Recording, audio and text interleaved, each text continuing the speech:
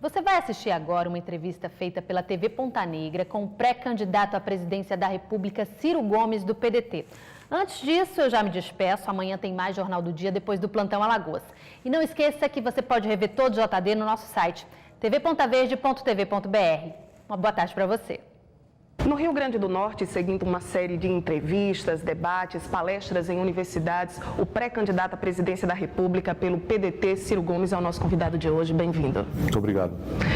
Nas suas palestras, um termo que tem chamado a atenção, pelo menos da minha parte, o Brasil tem jeito. Qual é o jeito que Ciro Gomes apresenta para esse país? A gente precisa pôr em perspectiva uma tentativa de responder a duas grandes questões que estão no coração do nosso povo e que a gente precisa usar a inteligência e a experiência para resolver.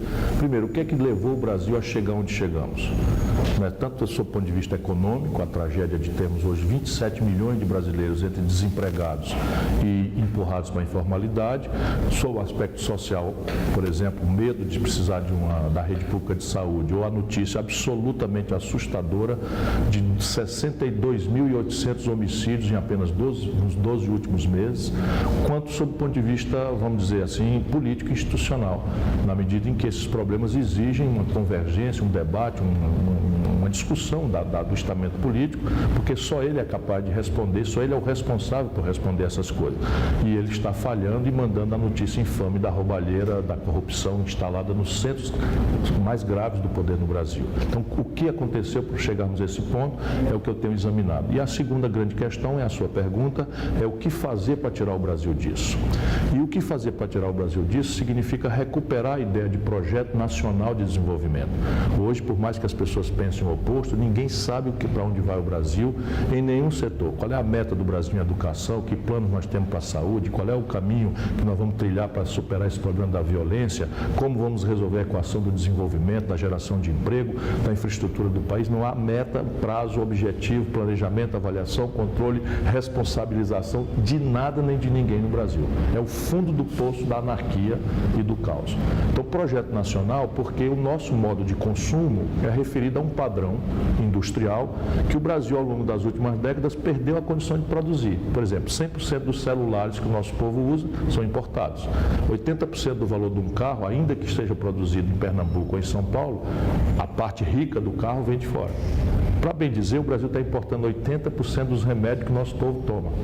O Brasil está importando do estrangeiro quase 60% da gasolina e do óleo diesel que nós consumimos nos nossos carros.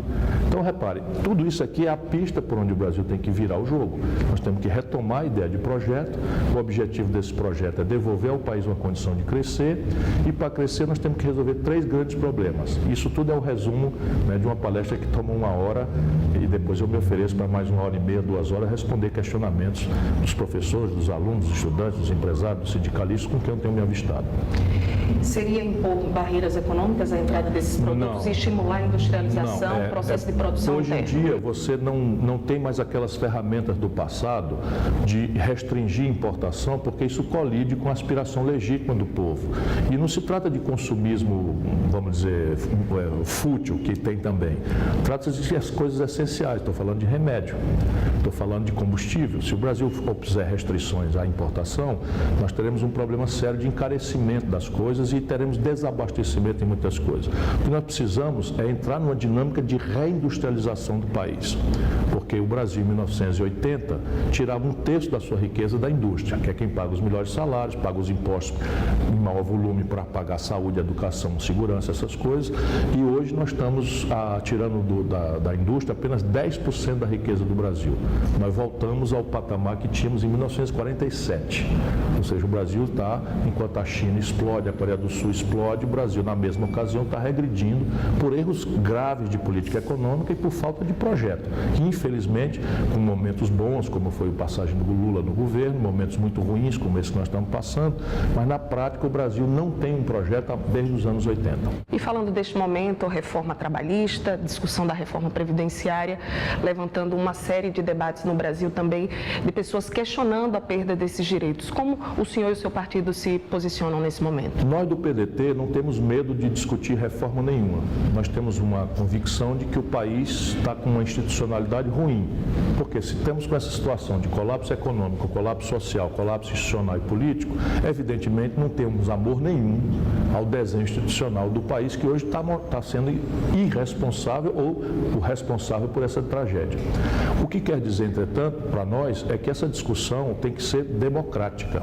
Essa discussão tem que ser feita por uma inteligência coletiva, tem que ser feita por um governo legítimo, um governo que tenha compromisso popular, compromisso nacional e que tenha a capacidade de convocar todos os olhares, todas as ideias. Esses assuntos são muito complexos, muito intrincados. O que está acontecendo no Brasil é o oposto. Um governo usurpador, golpista, tisnado de corrupção a partir do próprio presidente da República, preservando ou criando privilégios bilionários, trilionários e perseguindo os pequenos, os médios e os pobres. Este tipo de reforma não é mais aceitável em pleno século XXI. Te dou um exemplo claro. Esta semana passada, o governo Temer criou uma lei que deu 1 trilhão, com T de tapioca, nós vamos começar a ouvir falar em dinheiro dessa volume, 1 trilhão de reais para as multinacionais do petróleo, de isenção de impostos. E quer agora que um trabalhador rural do semiárido brasileiro pague ou tenha uma idade mínima de aposentadoria igual a uma pessoa de trabalho intelectual que trabalha no ar-condicionado. Isso é uma selvageria. Não existe nenhum lugar do mundo onde você impõe a um professor ou uma professora trabalhar 49 anos para receber o seu aposento integral, que já não é uma Brastemp, como todo mundo que tem sensibilidade sabe no Brasil. Não é razoável impor um policial, eles estão recuando, mas estão recuando porque nós estamos protestando, né? E nós precisamos protestar firmemente, porque agora, se eles mudarem, é um retrocesso pesado. E repare, eles fazem uma propaganda de que isso é para conter privilégios e não mexeram nos privilégios. O povo brasileiro precisa saber que 2% de cada 100 beneficiários da Previdência levam quase 1/4 de todo o dinheiro. 2%. E eles não mexeram nisso. Os juízes, os promotores, os políticos, os procuradores, essa chibata moral da nação, tem privilégios acima do teto e ninguém tocou nisso. E agora nós vamos em cima do funcionário de classe média ou em cima do trabalhador rural. Não podemos aceitar esse tipo de reforma. O Brasil vive essa crise política, institucional também, e uma crise dos partidos, de descrédito da população. Como é que o senhor pretende chegar à presidência da República, junto com quem? Só há 2 respostas para essa desconfiança justa que o nosso povo sente em relação à política e aos políticos por média. Primeiro, a humildade de saber que o povo tem razão. Por média, não é? O estamento político brasileiro, esse conceito de classe política é uma coisa errada, que nós herdamos da aristocracia, que é para dizer que tem uma classe que o outro, o povão não pode entrar. Exatamente. Então, esse grupo que faz política, ele está fracassando no Brasil e está fracassando de forma absolutamente explosiva. Porém, a população precisa todo dia lembrar que fora da política não há solução para nada. É a política que define para o mal ou para o bem o preço da passagem de ônibus, o preço do feijão, o nível dos salários, a condição da polícia fazer ou não bem o seu trabalho, a condição do professor educar o filho do trabalhador ou não, e tudo mais, a saúde, como é que funciona, como é que não. Tudo isso é a política. Ninguém conseguiu inventar um robô, um modelo de computador que resolva. Então a grande solução aqui é responder à população que a política ruim tem que ser substituída por uma outra política. E numa democracia, quem tem a chave para fazer isso é a mão do povo. É a única hora onde o barão vale igualzinho o pobre, onde o preto, o negro, o índio, a mulher, esses grupos discriminados da sociedade valem igualzinho a qualquer privilegiado, qualquer barão do país. E aí você só vai fazer isso pelo exemplo e pela ideia. Então, assim, como é que eu pretendo? Eu pretendo, sem me gabar, porque não tem cabimento nenhum, mostrar que eu sou um homem vivido. Eu já governei o Ceará, eu já fui ministro da Economia, comandei a economia brasileira, eu já governei a cidade, a 5ª maior cidade do Brasil, que é Fortaleza, já fui deputado federal, o mais votado do país, já fui deputado estadual 2 vezes, já fui ministro da Integração Nacional, fui eu que elaborei o projeto da integração de São Francisco, a chamada transposição. Enfim, eu acumulei uma experiência tem 38 anos de vida pública, nunca respondi a um inquérito, nem sequer para ser absolvido. Isso nada mais é do que a minha obrigação, mas eu posso dizer, não é, que eu sou ficha limpa, que eu tenho experiência e tenho estudado, ouvindo a inteligência brasileira, os problemas do país e vou propor uma ideia com começo, meio e fim, como fazer, quanto custa, quem vai fazer, qual é o prazo, e não costumo mentir. Eu ganho todas as eleições na minha comunidade, não é porque faço milagre, eu não tenho televisão, não tenho rádio, não tenho empresa, não sou sócio de ninguém, e ano passa e ano sai, e eu ganho, por mim e pelos meus companheiros, todas as eleições na minha comunidade. Não é porque eu faço milagre, é porque eu ando e me comporto. E isto é o exemplo. E a ideia é o seguinte: como vamos responder ao drama do emprego? Estou propondo 4 grandes blocos de reindustrialização do país: petróleo e gás, complexo industrial da saúde, complexo industrial da defesa, complexo industrial do agronegócio. E depois eu estou propondo um novo desenho para a educação pública. O Ceará tem 77 das 100 melhores escolas básicas do Brasil pelo IDEB, um estado paupérrimo, muito pobre. Isso é possível fazer e eu vou mostrar como fazer. O Ceará hoje tem a rede pública de saúde, com todos os defeitos, que ainda há muito graves, mais completa do país. E isto é uma coisa que também eu fui secretário de saúde, às vezes eu nem me lembro, para ajudar a resolver essa equação, que é o maior dos problemas hoje no Brasil, ao lado da violência e do desemprego. E falando em aliança política, o senhor pretende estar junto ao Partido dos Trabalhadores nessas eleições presidenciais? Não é provável, porque o PT tem a natureza do escorpião, sabe a fábula, né? O sapo estava atravessando uma cheia, lá o escorpião ia morrer afogado, então o escorpião pede ao sapo para entrar na carcunda dele para atravessar. O sapo: mas se eu botar você na minha carcunda, você vai me ferroar e eu morro. Aí o escorpião diz: não, sapo, se você morrer, eu vou me afogar também. Aí o sapo achou razoável o argumento, deixou ele montar, e no meio do rio o escorpião ferroou o sapo. O sapo: mas você me matou e nós vamos afundar, você vai morrer junto. Ele: desculpe, isso é a minha natureza. Né? Então a natureza do PT é não apoiar ninguém. O PT só sabe ser apoiado. Eu já ajudei o Lula em 89, em 94 eu não ajudei porque ele ficou contra o Plano Real e contra o Itamar Franco. Eu era ministro, ajudei a fazer o Real e ajudei o Itamar Franco. Depois, em 98, ajudei. Depois, em 2002, ajudei. Né? Depois, em 2006, ajudei. Depois, em 2010, ajudei. Depois, em 2014, ajudei. Depois, em 2010, quando no impeachment aconteceu, o Ceará deu 2/3 dos votos contra o impeachment. Foi o único estado do Brasil. Na primeira eleição que aconteceu, a eleição municipal, o PT veio contra nós, em Fortaleza. Tomou uma surra grande para aprender a largar de ser irresponsável. Então vamos jogar o jogo. Acho que o Brasil precisa encontrar outros caminhos. Eu tenho muita afeição pelo Lula, muito respeito. Ele foi uma passagem bem fazeja pela presidência da República. Mas hoje, se ele entra no processo, é isso que nós estamos vendo.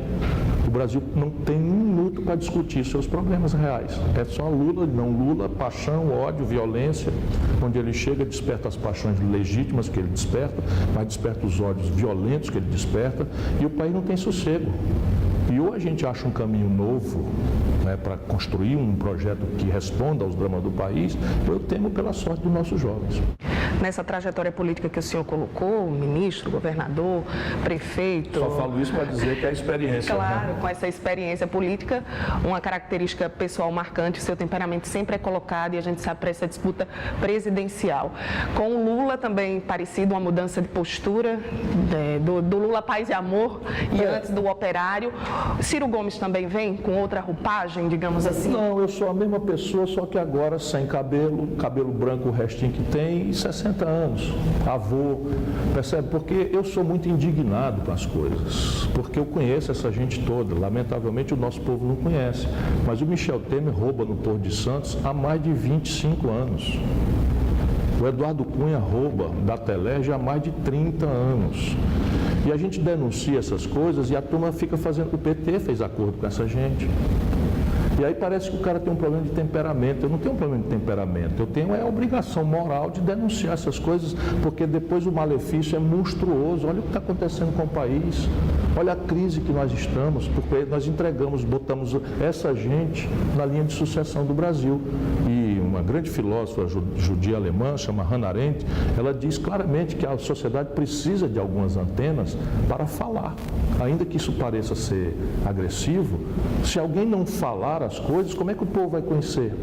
Vai esperar toda a merda acontecer, desculpa a expressão, pagar o pato que nós no povo não precisava, não merecia, está sofrendo, o povo brasileiro merecia, está passando pelo que está passando, é brinquedo que a sociedade brasileira está sofrendo. Por quê? Porque nós erramos na política, ficamos chamando bandido de Vossa Excelência, chamando pilantra de senhor, e pilantra é pilantra e bandido é bandido. Assim, então a minha indignação é a mesma.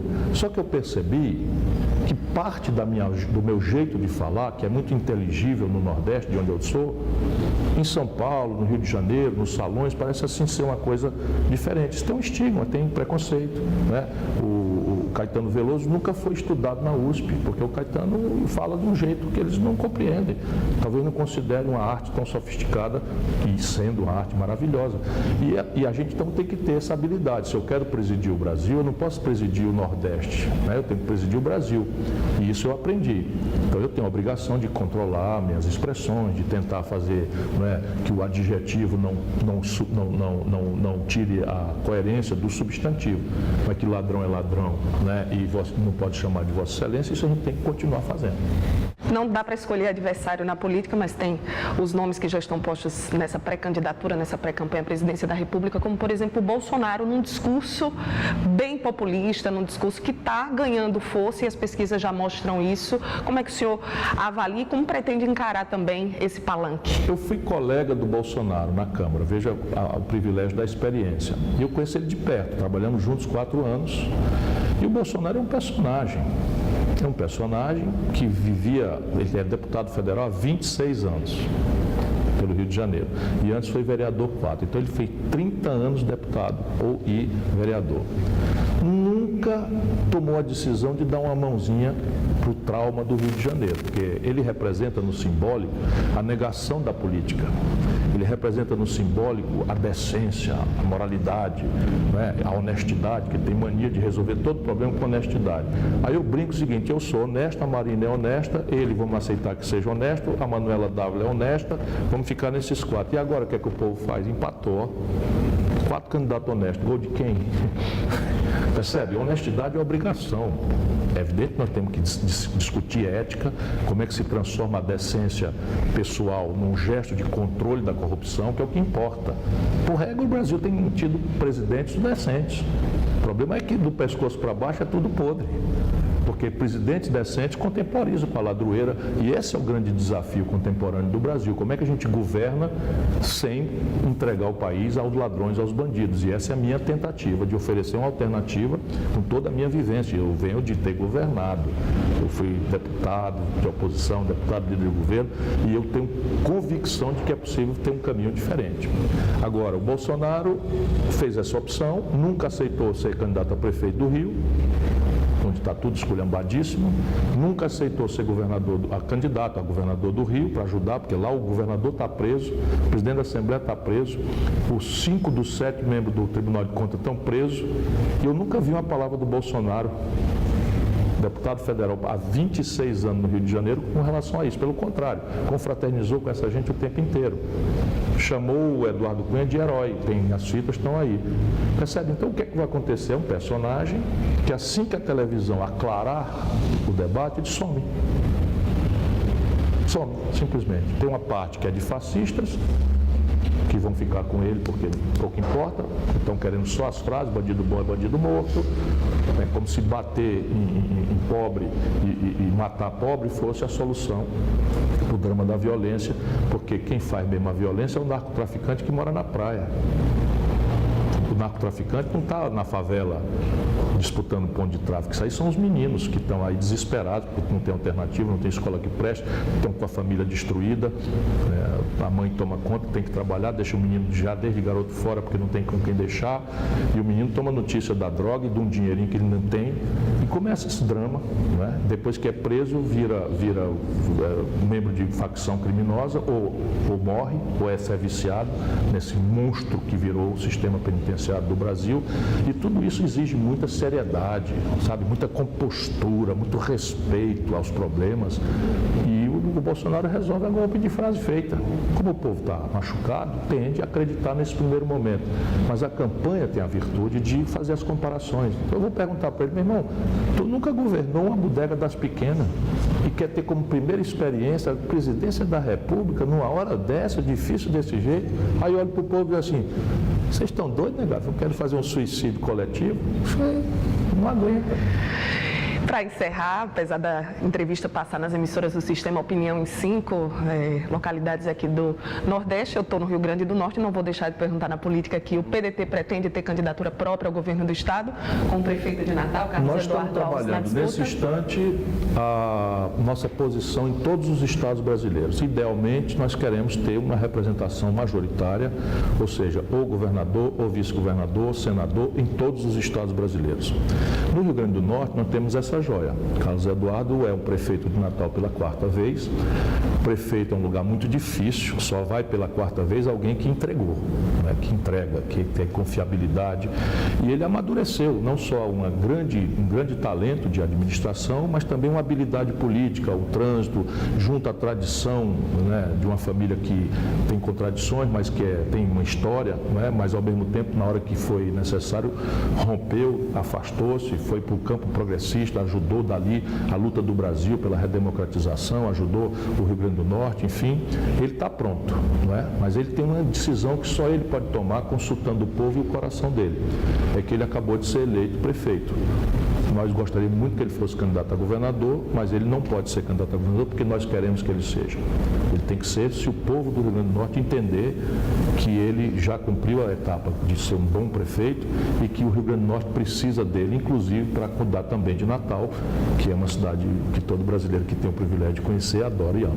Portanto, sim, se depender de nós, ele é candidato a governador, mas ele é que decide. Ciro Gomes, muito obrigada. Na agenda extensa aqui, 3 palestras no Rio Grande do Norte, segue para Brasília, para outros estados também. Obrigada pela entrevista ao Sistema Opinião. Muito obrigado a você e parabéns pela qualidade das questões. Muito obrigada. Todos obrigada pela audiência e até uma próxima oportunidade.